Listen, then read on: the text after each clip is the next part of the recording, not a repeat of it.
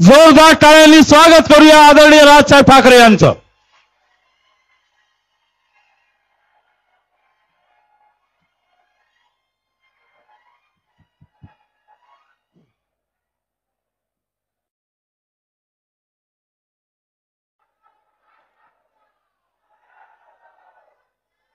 तुम्हाला आवाज येतोय का माझा?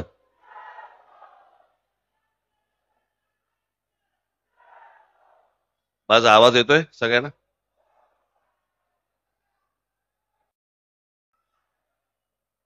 सन्माननीय व्यासपीठ आणि माझ्या जमलेल्या सर्व मराठी बांधवांनो, भगिनींनो आणि मातांनो,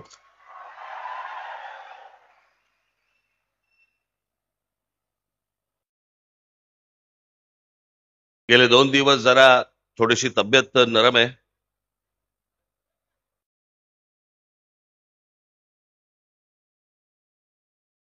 आज जो आत्ता इथे आलोय, मला सकाळी माझ्यात ताकद नव्हती. मी फक्त जयंतरावांच्या प्रेमाखातर, तुमच्या प्रेमाखातर म्हणून मी आज इथे आलो. फार काही लंब भाषण करणार नाही, परंतु जरा पावसाळा कमी झाला की पनवेलमध्ये मी सभा नक्की देईन, निश्चित देईन.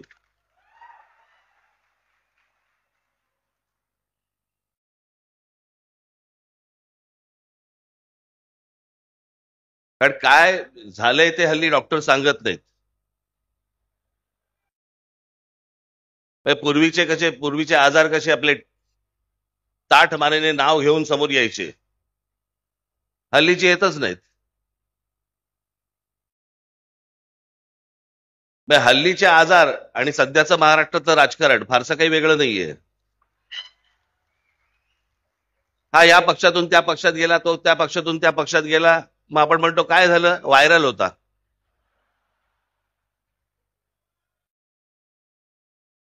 हे सगळे महाराष्ट्रात व्हायरल खूप फिरतायत.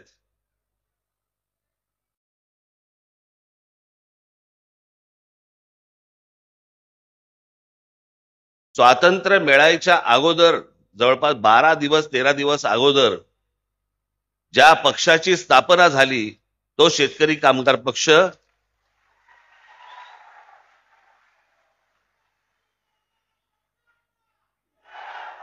ते 3 ऑगस्ट 1947 ला स्थापना झाली आणि 15 ऑगस्ट 1947 ला स्वातंत्र्य मिळालं. महाराष्ट्रामधला स्वातंत्र्यपूर्व काळातला निर्माण झालेला हा एकमेव राजकीय पक्ष.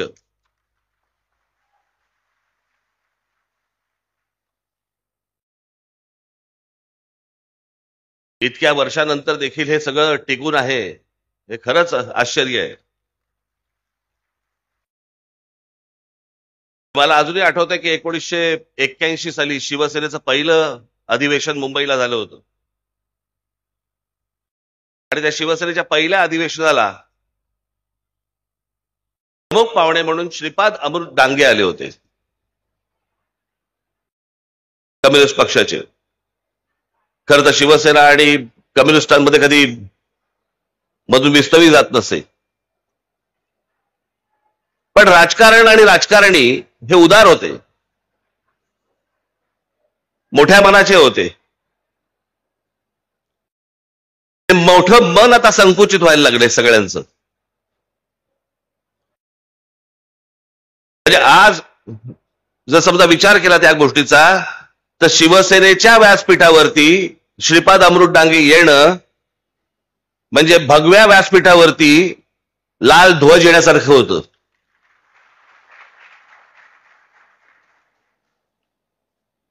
आणि आज लाल ध्वजाच्या व्यासपीठावरती 2 भगवे ध्वज हे त्या व्यासपीठावरती आलेले आहेत.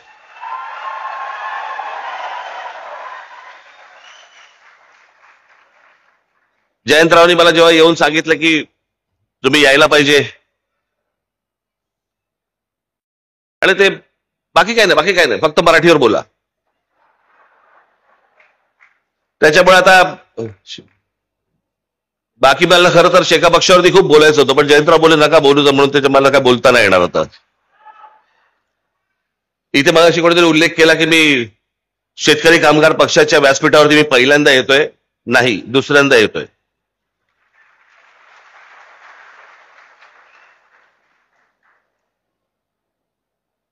पाच वर्षापूर्वीच्या लोकसभेच्या निवडणुकीला मी जयंतरावांच्या प्रचाराला पण आलो होतो.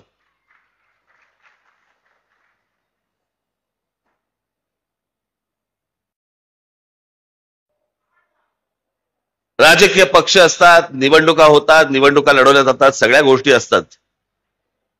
पण आजचा प्रमुख जो महाराष्ट्रामधला मुद्दा आहे आणि खास करून तो रायगड जिल्ह्याचा जो मुद्दा आहे तो मला असं वाटतं तुम्ही सर्वांनी समजून घेणं गरजेचं आहे, पक्षाचा विचार न करता.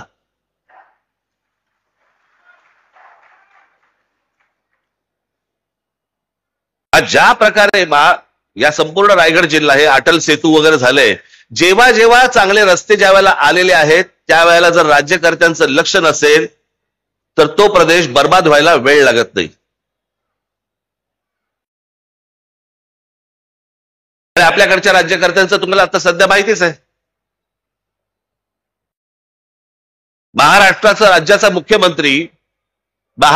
राज्याचा मुख्यमंत्री महाराष्ट्रात लहान मुलांना हिंदी कशी आणता येईल आणि शिकवता येईल याचा विचार करतोय. पण महाराष्ट्रामध्ये जे काम धंद्यासाठी येत आहेत त्यांना मराठी कशी येईल याचा विचार नाही मुख्यमंत्र्यांच्या मनात.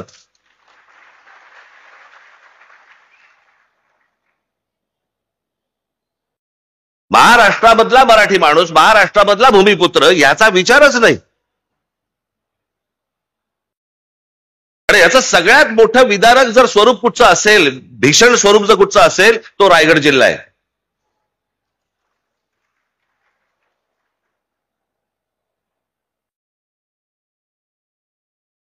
आज या रायगड जिल्ह्यामधल्या अनेक शेतकऱ्यांच्या जमिनी चालल्या आहेत. कुठे चालल्या आहेत, काय चालल्या आहेत? जमिनीचे व्यवहार करणारे पण आपलेच, कुंपणच शेत खात आहे.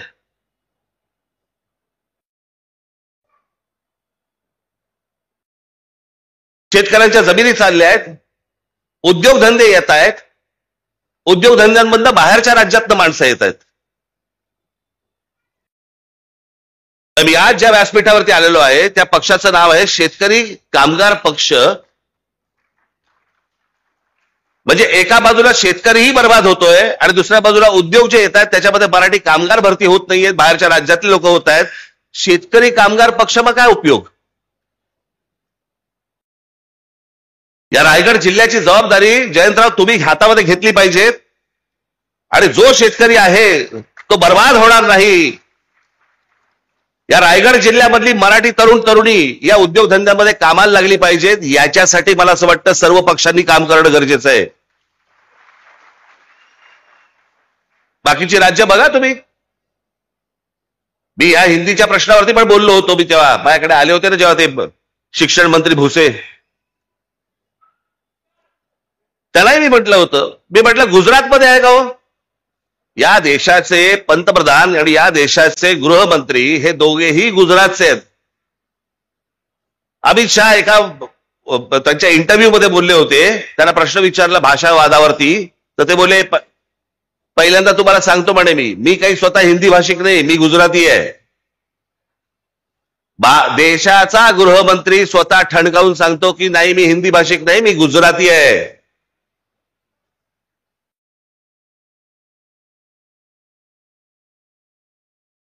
आज पंतप्रधान नरेंद्र मोदी झाल्यानंतर महाराष्ट्रामधले अनेक प्रकल्प गुजरातमध्ये गेले. डायमंड मार्केट गुजरातमध्ये गेलं. प्रत्येक माणसाला आपल्या राज्याबद्दल प्रेम असतं. आम्ही बोललो की संकुचित कसे होतो?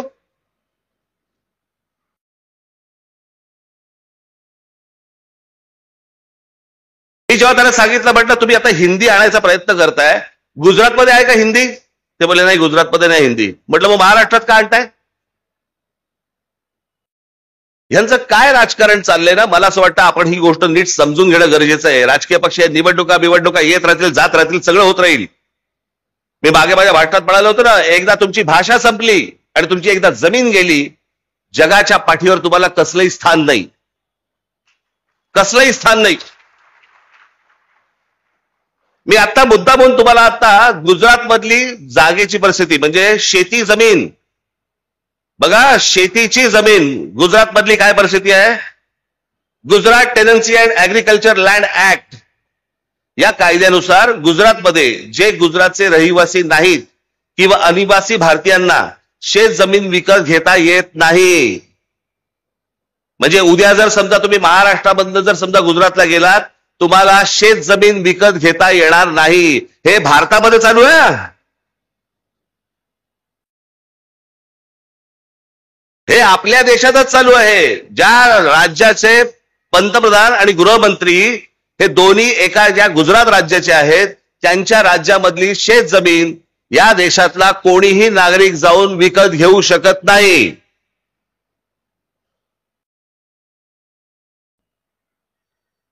समजा ती विकत घ्यायची असेल तर फेमा नावाचा कायदा आहे, त्याच्या अंतर्गत रिझर्व्ह बँकेकडनं विशेष परवानगी घ्यावी लागते. प्रत्येक जण आपल्या राज्याचा विचार करत असतो, प्रत्येक जण आपल्या राज्यातल्या माणसांचा विचार करत असतो. आम्ही का नाही करायचा?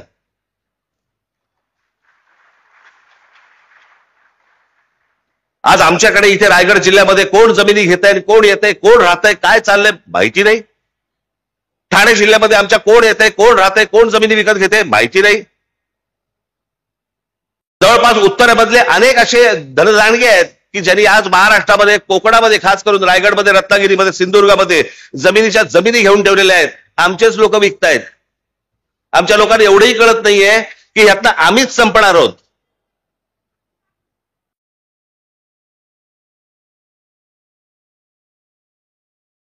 माझी तुम्हाला सगळ्यांना विनंती आहे, याच्या पुढे उद्योगधंद्यासाठी जर जमिनीसाठी जर तुमच्याकडे लोक आले, तुमच्या जमिनी नुसत्या विकायच्या नाहीत. त्याला म्हणा आम्ही जेवढे शेतकरी आहोत तुमच्या कंपनीमध्ये आम्ही पार्टनर म्हणून येणार. आमची मुलं तर लागतीलच लागतील तुमच्याकडे कामाला, पण अशा फोकटच्या फाकट आम्ही नुसत्याच जमिनी देणार नाही तुम्हाला. आज या गोष्टी जर नाही वाचवल्या आपण, आपल्या हातात काहीही राहणार नाही.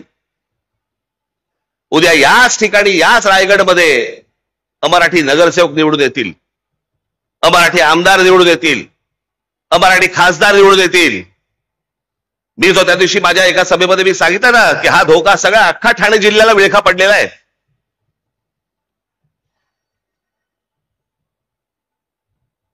आज इथे विमानतळ येत आहे, इथे अगोदर एक पोर्ट आहे.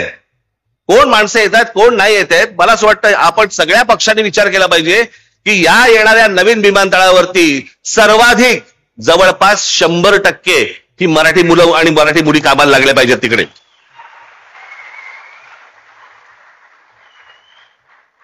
बाहेरून कोणीतरी उद्योगपती येणार, तुमच्याकडच्या जमिनी घेणार, तुमच्याकडचे धंदे घेणार आणि वाटेल तो थैमान घालणार.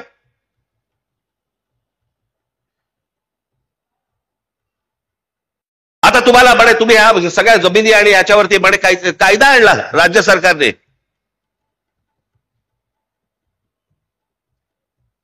तुम्ही कोण आहात? तर अर्बन नक्षल आहात. शहरामध्ये राहणारे नक्षल. तुम्ही जर विरोध केला, कुठच्या प्रकल्पाला विरोध केला तर सरकार तुम्हाला अटक करू शकतं. एकदा करूच देत.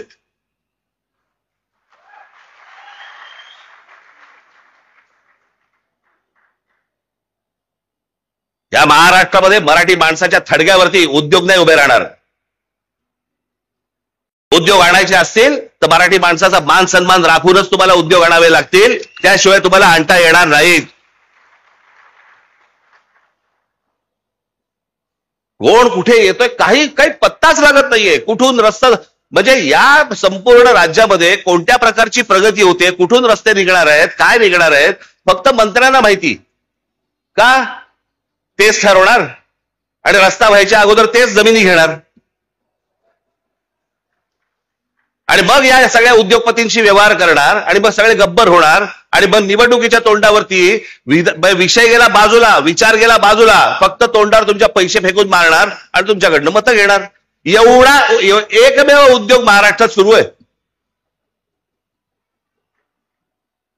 कोणी त्याच्या खोलात जाऊन बघायला तयार नाही, कोणी त्याच्या खोलात जाऊन विचार करायला तयार नाही की ह्याच्या पुढे काय होणार आपलं. थोडक्यात जमिनी विकायच्या, तुमच्याकडे काहीतरी चिटूर पिटूर काहीतरी येणार आणि मग ते पैसे आले की मग ते पण काढायला मोकळेच आहेत. सर्वाधिक डान्स बार हे रायगड जिल्ह्यामध्ये बंद झाले होते ना हो. मग अनधिकृतरित्या एवढे डान्स बार हे सगळे रायगड जिल्ह्यामध्ये, तेही कोणाचे? तेही मराठी लोकांचे. म्हणजे इथून पिळला गेलात की डान्स बारच्या जागी लावून तिकडून पिळून घ्यायचं. अवा रायगड जिल्हा आहे ना हो, आमच्या शिवछत्रपतींची राजधानी आहे ना इथे. कल्याणच्या सुभेदाराची खडा नारळाने ओटी भरून परत पाठवणी करणारा आमचा राजा, त्याची राजधानी इथे असताना त्या रायगडमध्ये डान्सबार सुरू आहेत. तुम्हाला पूर्ण भरकटवून टाकायचं. तुमचं मूळ विषयांकडे लक्षच नाही गेलं पाहिजे. वेगळेच विषय आणायचे. आता कालच माझ्याकडे कोणीतरी आणलं की आता काहीतरी महाराष्ट्र राज्य स्वतः गुजराती साहित्य संमेलन भरवतोय म्हणे. भरवू देत. व्यापाराच्या चोपड्यांमधलं पुस्तकाच्या चोपड्यांमध्ये लक्ष गेलं तर जास्ती बरं.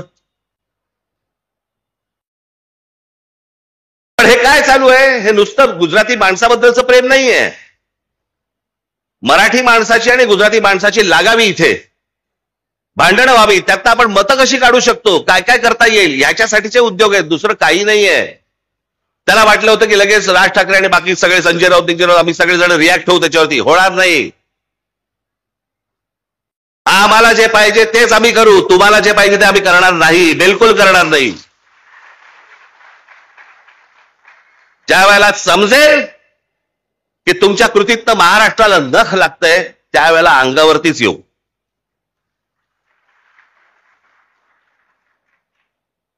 आज जो तुमच्याकडे समोर आलोय तो फक्त एवढ्यासाठीच आलोय, कान बंद ठेवू नका, डोळे बंद ठेवू नका.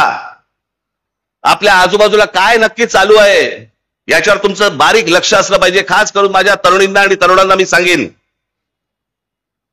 की काय चालू आहे रायगड जिल्ह्यामध्ये याच्यावर लक्ष ठेवा. तुम्ही विकले जातात. तुमच्या पायाखालची जमीन निसटतीये. उद्या तुमची भाषा पण निघून जाणार इकडनं. आणि मग नंतर कालांतराने, मी नेहमी सांगत होतो, कालांतराने पश्चातापाचा हात फक्त कपाळावरती मारत बसावा लागेल तुम्हाला. दुसरं तुमच्या हातामध्ये काही राहणार नाही. पैसे कमवले पाहिजे. पैसे प्रत्येकाने कमवले पाहिजेत. तुमच्या प्रत्येकाकडे पैसे आले पाहिजेत. तुमची कुटुंब उभी राहिली पाहिजेत. सगळ्या गोष्टी उभ्या राहिल्या आहेत. महाराष्ट्र विकून नाही.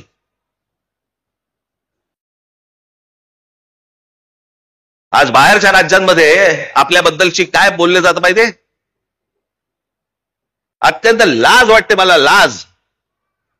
हे कोण आहेत लोक म्हणे? परचेसेबल कम्युनिटी, विकत येणारी माणसं, विकत घेता येणारी माणसं. ही आपली प्रतिभा आहे. मी जे सतत सांगत आल्यावर 1400 वर्ष राज्य केलेला हा महाराष्ट्र या हिंद प्रांतावरती, तो विकला जातो. विकाऊ आहे. त्यातली माणसं विकली जातात. आपलं सगळं जमीन बिमीन, सगळं भाषा भिषा, सगळ्या गोष्टी सोडून द्यायला तयार होतो. असा आपण आपला महाराष्ट्र आहे. कशासाठी पुतळे ठेवायचे शिवाजी महाराजांचे? डेकोरेशन म्हणून. या गोष्टी शिकवल्या या माणसाने आम्हाला. म्हणजे फारसी शब्द या महाराष्ट्रामध्ये असू नये याच्यासाठी स्वतःचा राजशब्द कोश काढणारा हा माणूस, ज्याने तुम्ही मराठीत बोललं पाहिजे म्हणून सांगितलं, त्या महाराष्ट्रामध्ये आम्ही आमची भाषा विसरतोय, आमच्या जमिनी घालवतोय, आमचं सत्व घालवतोय, आमचा स्वाभिमान घालवतोय. एक बाबासाहेब पुरंदरेचं एक फार छान वाक्य होतं, ज्या वेळेला स्वाभिमान शून्य माणसं ज्यावेळेला होतात ना, त्याला उरतात फक्त जिवंत प्रेत. तुम्ही जिवंत प्रेतांसारखे असता कामा नाहीत. हा महाराष्ट्र आहे. देशाला दिशा देणारा महाराष्ट्र आहे. त्याची स्वतःची दशा होता कामा नये. तुम्ही जिवंत असलं पाहिजेत. तुम्ही मोठे झाले पाहिजेत. पण महाराष्ट्र विकून नाही मोठे होता कामा तुम्ही. इतरांच्या आहारी जाऊन नुसत्या फक्त जमिनी देऊन टाकायच्या. दुसरे उद्योग येत आहेत, बाहेरची माणसं येत आहेत. इथे महाराष्ट्रावरती तुम्ही बोलत असता की बिहारांच्या विरोधात आणि उत्तर प्रदेशांच्या विरोधात. अहो गुजरातमध्ये आता दोनदा झालं, दोनदा मी त्याशी म्हटलं ना, दोनदा बिहारांना हाकलून दिले. पहिल्या वेळेला 20,000 लोकांना हाकलून दिले. 20,000 लोक. कोणी ते आंदोलन केलं होतं, तो काय नाव त्याचं आमदार, अल्पेश ठाकूर,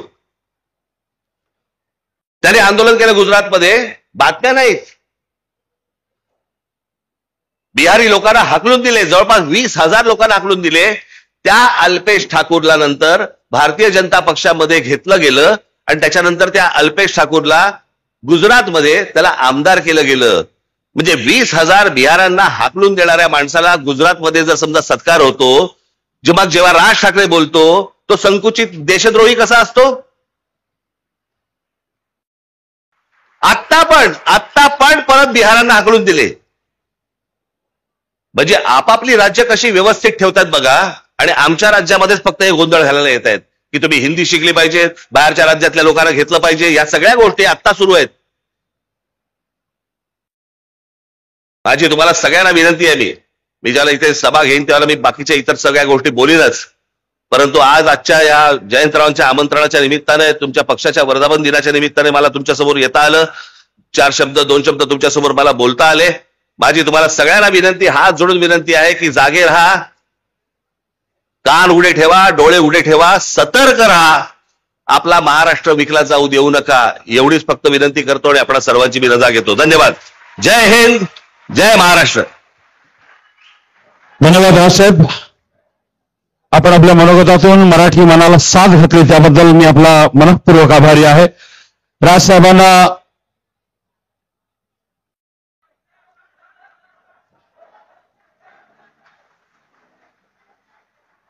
शेतकरी कामगार पक्ष, शिवसेना, महाराष्ट्र नवनिर्माण सेना आणि राष्ट्रवादी काँग्रेस पक्षाचे सारे पदाधिकारी मनानं सुद्धा एक आहे, याचं द्योतक या ठिकाणी आपल्याला बघायला मिळालेलं